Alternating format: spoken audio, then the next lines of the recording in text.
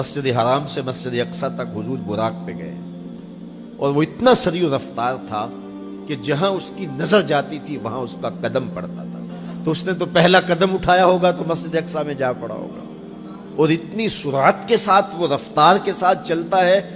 پھر حضور اس کی پشت پہ جلوہ فراز. یہ 1000 کلومیٹر فی گھنٹے کی رفتار سے جہاز چلے تو کسی میں ہے ہمت کہ اس کی ننگی پشت پہ بیٹھ جائے؟ ہوا کی مزاحمت ہی گوارا نہ ہو، پڑخ چڑ جائیں، آگ لگ جائے. اور جو کروڑوں میل فی سیکنڈ کی رفتار سے جا رہا ہے اس کی ننگی پشت پہ بیٹھنے والے شاہ سوار کی عظمت کو سلام کرنے کو جی نہیں چاہ رہا. اچھا پھر اتنی سرعت کے ساتھ جائیں تو راستے میں کوئی دکھائی بھی دے تو سجھائی نہیں دیتا، اچھی طرح پہچان نہیں پاتا بندہ. یار تم گزرے تھے، کہا میں تیزی میں تھا. تو تیزی میں جو چیز نظر آئے تو اس کو پوری طرح پہچانا نہیں جاتا. لیکن اب اس رفتار سے جا رہے ہیں. لیکن معرفت کا عالم کیا ہے کہ میں حضرت موسیٰ کی قبر کے قریب سے گزرا، میں نے دیکھا وہ قبر میں کھڑے ہو کے نماز پڑھ رہے. اور حضور ابھی وہاں پہنچتے ہیں مسجد اقصی میں تو حضرت موسیٰ علیہ السلام پہلے وہاں موجود تھے. یا تو یہ ماننا پڑے گا کہ یہاں بھی موجود تھے وہاں بھی موجود تھے، اور یا پھر یہ ماننا پڑے گا کہ وہ پہلے چلے گئے. اور اگر پہلے چلے گئے تو پھر کیا وہ میرے حضور سے پہلے چلے گئے؟ تو جواب آیا کہ نہیں، حضور علیہ السلام تو اپنی رفتار سے جا ہی نہیں رہے تھے. حضور تو جا رہے تھے براق کی رفتار سے، اور حضرت موسیٰ گئے ہیں نبوت کی رفتار سے. براق بہت سریع ہوگا لیکن نبوت سے سریع نہیں ہو سکتا، اس لیے حضرت موسیٰ پہلے پہنچ گئے. یہ ایک مرحلہ مکمل ہوا. اب دوسرا مرحلہ مسجد اقصی سے لے کے پہلے آسمان تک وہ نور کی ایک سیڑھی تھی اور یہ براق سے بھی زیادہ سریع رفتار تھی. یہ دوسرا مرحلہ تھا. اور پھر تیسرا مرحلہ پہلے آسمان سے لے کر کے 7ویں آسمان تک فرشتوں کے پروں پہ گئے. 7ویں آسمان سے سدرہ تک جبریل امین کے پروں پہ گئے. یہ چوتھا مرحلہ تھا اور ہر مرحلہ پہلے مرحلے سے سریع تھا. اور پھر سدرہ پہ جا کے جبریل نے بھی کہا کہ آگے میں نہیں جا سکتا. لو دنوت خطوۃ لاحترقت، اگر میں آگے بڑھوں تو جل کے راکھ ہوتا ہوں. تو حضور علیہ السلام کے لیے ایک سبز نوری تخت لایا گیا جسے رف رف کہتے تھے. اس پہ حضور تشریف فرما ہوئے. پھر وہ کس صورت سے گیا؟ ان 4 مراحل سے زیادہ سریع رفتار تھا. رف رف کی منتہائی پرواز جب ہوئی تو میں اعلی حضرت کی روح سے فیض لے کے کہتا ہوں کہ رف رف کے بھی بس بس ہو گئے. اب یہ 5 مراحل اپنی انتہا کو پہنچے. اب یہ حضور کی ذاتی رفتار نہیں تھی، ذاتی رفتار اب شروع ہونے لگی ہے. اللہ اکبر. پھر آواز آئی ادنو منی یا احمد، پیارے رک کیوں گئے ہو، آگے آؤ. اللہ اکبر. اور حضور پھر اعلی حضرت فرماتے ہیں کہ ڈرتے جھجکتے آگے بڑھے. کیوں؟ جلال و ہیبت کا سامنا تھا، جمال و رحمت ابھارتے تھے. عبد تھے نا، معبود کے حضور حاضر ہو رہے تھے تو جلال و ہیبت کا سامنا تھا، جمال و رحمت ابھارتے تھے. آواز آئی محبوب آگے بڑھیے. حضور نے ایک قدم اٹھایا. اب پھر فاصلہ کتنا طے ہوا ایک قدم میں؟ مسجد حرام سے لے کے مسجد اقصی تک براق نے جتنا فاصلہ طے کیا، مسجد اقصی سے لے کر پہلے آسمان تک نور کی سیڑھی نے جتنا فاصلہ طے کیا، اور پہلے آسمان سے 7ویں آسمان تک اور پھر وہاں سے سدرہ تک جبریل اور فرشتوں نے جو فاصلے طے کیے، پھر اس کے بعد رف رف جہاں تک گیا. ٹوٹل ان 5 مراحل میں جتنے فاصلے طے ہوئے، حضور کے ایک قدم اٹھنے سے اتنے فاصلے طے ہو گئے. اب یہ رفتار تھی میرے حضور کی. پھر ہر قدم میں اتنا فاصلہ طے ہوتا جتنا پیچھے ٹوٹل قدموں سمیت فاصلہ طے ہو چکا ہوتا. اب کوئی حساب کر کے تو دکھائے. اللہ اکبر. اور پھر آواز آتی گئی بڑھ اے محمد، قریب ہو احمد، قریب آ سرور ممجد. نثار جاؤں وہ کیا ندا تھی، وہ کیا سما تھا، وہ کیا مزے تھے. 70,000 مرتبہ آواز آئی اور حضور کے قدم اٹھتے گئے. پھر کہاں تک پہنچے؟ کوئی حد ہے ان کے عروج کی، بالا غل اولابے. اور اس کو میرے رب نے سفر نہیں کہا یہ ابھی میرے نبی کی سیر ہے. کیا سمجھو گے میرے رسول کو؟ اس کی سیر اتنی سریع ہے کہ تمہاری عقلیں تھک گئی ہیں، اور اگر وہ سفر کرنے پہ آئے تو پھر عالم کیا ہوگا. سی راز میراج محبتاں دا نہیں سی کسے دی سمجھ وچ آن والا. سدیا طالب تے گیا مطلوب ہوتے. جبرائیل سی صد لے جان والا. بازے آخ دے بن دروازیاں تو کیویں پہنچیا عرش تے جان والا. ابر عقل نو ایتھے دخل کیے جانے جان والا یا لے جان والا. یہ میرے رب کا دعویٰ ہے. اپنے محبوب کو سیر میں نے کروائی. اچھا سیر کروائی کیوں؟ تو کہا کہ میں اپنے عجائب قدرت کی نشانیاں اپنے عبد خاص کو، عبد منیب کو، عبد مختار کو، عبد مکرم کو دکھانا چاہتا ہوں. اور پھر اللہ جل شانہ نے اپنے محبوب کو اتنی نشانیاں دکھائیں جن کا تعلق دیکھنے سے بھی تھا، جن کا تعلق وجدان سے بھی تھا، محسوسات سے بھی تھا، سننے سے بھی تھا. کبھی حضور علیہ الصلوۃ والسلام جنت کی خوشبو سونگھتے ہیں، نظاروں کی وادی دیکھتے ہیں، اور کبھی دوزخ کے اندر عذابوں میں مبتلا لوگوں کو دیکھتے ہیں. اور پھر اپنی امت کو بیان بھی فرمایا تاکہ وہ ان اعمال بد سے بچ جائیں جو جہنم میں لے جانے کا سبب اور ذریعہ ہے. آج کی شب خاص میں میں اور آپ اپنی زندگیوں پہ غور کریں اور حضور علیہ السلام نے وہ جو ہمیں خبریں دی ہیں ان کو دیکھیں، اور کوئی ایسی کوتاہی کہیں ہمارے اعمال میں تو نہیں ہے، اگر ہے تو اس کو اپنے سے دور کر کے ایک نئی زندگی کا آج سے آغاز کریں. حضور علیہ السلام نے فرمایا کہ میں نے کچھ لوگوں کو دیکھا کہ پتھروں سے ان کے سر کچلے جا رہے ہیں، اور پتھروں سے کچلنے کی وجہ سے ان لوگوں کے سر کیمے کی طرح ہو جاتے، کوٹ دیے جاتے ہیں پتھروں سے، لیکن تھوڑی دیر کے بعد پھر صحیح ہو جاتے ہیں، لیکن پھر دوبارہ ان کے سر کچلے جاتے. تو میں نے پوچھا جبریل یہ کون لوگ ہیں؟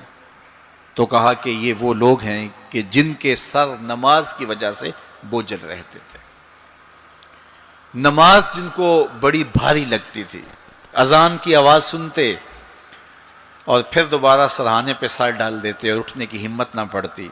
حی علی الصلاۃ حی علی الفلاح کی دل فریب صدائیں کانوں میں پڑتی. تو ان کے سر نماز کی وجہ سے بوجھل ہوتے تھے، اور آج ان کے سر پتھروں سے کوٹے جا رہے ہیں. اس پورے اجتماع میں جو اس گراؤنڈ کے کناروں تک ہے اور باہر گلی میں بھی اس لاؤڈ سپیکر کے ذریعے سے بازار میں بھی سڑک پر بھی آوازیں پہنچ رہی ہوں گی، تو آپ سب اور میں غور کریں کہ ہماری زندگی میں کہیں نماز سے کوتاہی تو نہیں ہے. اور یہ بھی سن لیجئے کہ یہ معراج کا تحفہ خاص ہے جو حضور لے کر آئے ہیں. اسی لیے الصلاۃ معراج المومنین کہا گیا کہ نماز اہل ایمان کے لیے معراج ہے. حضور کا معراج تو یہ کہ دیدار الہی کیا اور وہاں تک پہنچے جہاں کسی کا تصور بھی نہیں پہنچ سکتا. لیکن اس امت کے لیے معراج یہ ہے کہ جب وہ پیشانی سجدے میں رکھ کے سبحان ربی الاعلیٰ کہتی ہے، اتنی رحمتیں برستی ہیں کہ اگر لوگوں کو پتہ چل جائے کہ ہم جب سجدے میں ہوتے ہیں تو کتنی رحمتیں برستی ہیں تو وہ سجدے سے ساری نہ اٹھائیں. اتنی رحمتوں کا نزول ہوتا ہے. اس لیے اس امت کا معراج یہ ہے کہ یہ 5 گانا نماز شعار زندگی بنا لے، کبھی بھی نماز قضا نہ ہونے دے. اپنی زندگی میں نمازوں کو اس طرح شامل کرے کہ نماز کا وقت آئے تو بے چینی ہو کہ نماز کی ادائیگی ہو، اور ایک نماز کے بعد دوسری نماز کا انتظار کرنے لگ جائیں. حضور نماز کو آنکھوں کی ٹھنڈک قرار دیں. بلال حبشی کو جب اذان کے لیے کہتے تو یہ فرماتے ارحنا یا بلال، بلال اٹھو اور ہمارے سینے کو راحت پہنچا دو. تو نماز سے حضور کے قلب کو، حضور کے سینے کو راحت پہنچتی تھی. میں اور آپ جتنے لوگ یہاں آئے ہیں اور جس ہجوم کے ساتھ، جس شوق کے ساتھ، جس ولولے کے ساتھ اور جس محبت کے ساتھ آئے ہیں، یقیناً آپ اور میں حضور کو راضی کرنے آئے ہیں، اپنے رب کو راضی کرنے آئے ہیں، آقا دو عالم کی رضا کے حصول کے لیے ہم آئے ہیں.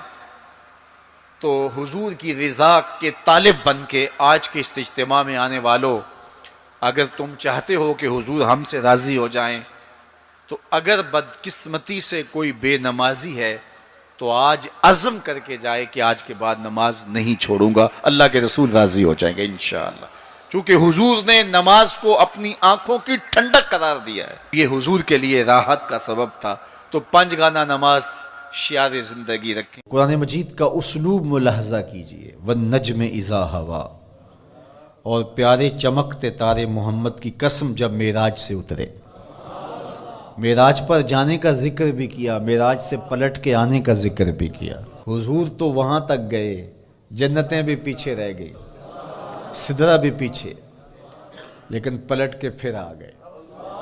وہ ہر عالم کی رحمت تھے، جہاں چاہتے وہ رہ لیتے، مگر ان کی مہربانی کے یہ عالم پسند آیا، پھر پلٹ کے اس امت کے لیے واپس آئے میرے حضور صلی اللہ علیہ وسلم۔ ما ضل صاحبکم وما غوا، تمہارے صاحب، تمہارے آقا و مولا، تمہارے سید و سرور صلی اللہ علیہ وسلم نہ بہکے اور نہ بے راہ چلے۔ وما ینطق عن الہویٰ، اور وہ پیارے محبوب صلی اللہ علیہ وسلم اپنی خواہش سے بات ہی نہیں کرتے۔ جب بھی حضور جنبش لب فرماتے ہیں تو یہ رب کی طرف سے ہوتا ہے۔ وہ دہن جس کی ہر بات وحی خدا، وہ دہن جس کی ہر بات غنچائے علم و حکمت پہ لاکھوں سلام۔ علمہ شدید القوا، سکھایا ان کو سخت قوتوں والے طاقتور نے۔ ذو مرتن، جو سخت طاقتور تھا، فاستویٰ، پھر اس نے جلوے کا قصد فرمایا۔ وہو بالافق الاعلیٰ، اور وہ آسمان بری کے سب سے بلند کنارے پہ تھا۔ ثم دنا، پھر وہ جلوہ نیڑے ہو گیا، قریب ہو گیا۔ اللہ اکبر۔ فتدلی، پھر اور قریب ہو گیا۔ فکان قاب قوسین او ادنیٰ، تو اس جلوے اور اس محبوب میں 2 ہاتھ کا فاصلہ رہا، جس طرح 2 کمانیں آپس میں ملتی ہیں، تو اتنا فاصلہ رہ گیا۔ اب یہیں اگر قرآن بات کو ختم کر دیتا تو کوئی کہتا کہ سمجھ آ گئی اللہ اور اس کے رسول کی قربت کی، کتنی قربت ہے، لیکن اللہ نے کہا یہ تمہارے سمجھانے کے لیے کہا، او ادنا، قرب اس سے بھی زیادہ ہوا۔ تم تو اتنا ہی سمجھ سکتے ہو نا، کس طرح 2 کمانیں آپس میں جڑتی ہیں۔ اللہ اکبر۔ حضرت علامہ جلال الدین سیوطی علیہ رحمہ کہتے ہیں کہ اہل عرب کا طریقہ یہ تھا کہ جب 2 سردار موافقت کرتے تھے، جب ملاقات کرتے تھے اور ایک دوسرے کے حلیف بنتے تھے، آپس میں ان کے اتحاد کا، ان کی محبت کا اعلان یوں کیا جاتا تھا کہ وہ آگے بڑھتے اور اپنی اپنی کمان جوڑ کر کے اس سے ایک مشترکہ تیر پھینکتے۔ یہ اس بات کا اعلان تھا کہ آج کے بعد ہمارا اتحاد ہو گیا ہے، ہمارا دوست دشمن سانجا ہوگا، کمانیں ہماری 2 ہیں لیکن ان سے نکلنے والا تیر آج کے بعد ایک ہوگا۔ یہ اس بات کا اعلان ہے کہ ان کا دشمن ہمارا دشمن ہوگا، ہمارا دشمن ان کا دشمن ہوگا۔ خبردار کسی نے میلی آنکھ سے بھی دیکھا، مت سمجھنا کہ یہ قبیلہ اور ہے اور یہ قبیلہ اور ہے، اگرچہ الگ الگ قبیلے ہیں لیکن ہماری موافقت، ہماری موانست، ہماری محبت، ہماری وحدت، ہماری یگانگت، ہمارا پیار، ہماری سلو، ہم ایسے حلیف بن گئے ہیں، کمانیں 2 ہیں، نکلنے والا تیر ایک ہوگا۔ کہا اللہ اور اس کے رسول کی قربت کتنی ہوئی، اہل عرب تم اپنے رواج سے سمجھ لو، جس طرح تم کمانیں جوڑتے ہو ہم نے بھی کمانیں جوڑ لی ہیں، ہم نے بھی کمانیں جوڑ لی، الوہیت کی کمان اور رسالت کی کمان، الوہیت کی کمان اور عبدیت کی کمان۔ اللہ اکبر۔ یہ 2 الگ الگ کمانیں ایک نہیں ہوئی، یہ فاصلہ نہیں مٹا، عبد اور معبود کا فاصلہ ختم نہیں ہوا، کمانیں 2 ہیں، لیکن کہا سن لو ان سے نکلنے والا تیر اب ایک ہی ہوگا۔ اب قرآن پڑھ لیجئے، وَمَا رَمَيْتَ اِذْ رَمَيْتَ وَلَكِنَّ اللَّهَ رَمَى۔ اللہ کہتا محبوب یہ جو کنکر تو نے پھینکے ہیں، یہ تو نے تو نہیں پھینکے، یہ تو میں نے پھینکے ہیں، اس لیے کہ کمانیں 2 ہیں لیکن نکلنے والا تیر ایک ہی ہوگا۔ ہم یہ نہیں کہتے کہ اللہ اور اس کے رسول کی ذات ایک ہے، اگر یہ کہیں گے تو مشرک ہوں گے، ہم یہ نہیں کہتے، کہنا نہیں چاہیے، ہے بھی نہیں، ہم کہتے ہیں ذات ایک نہیں، بات ایک ہے۔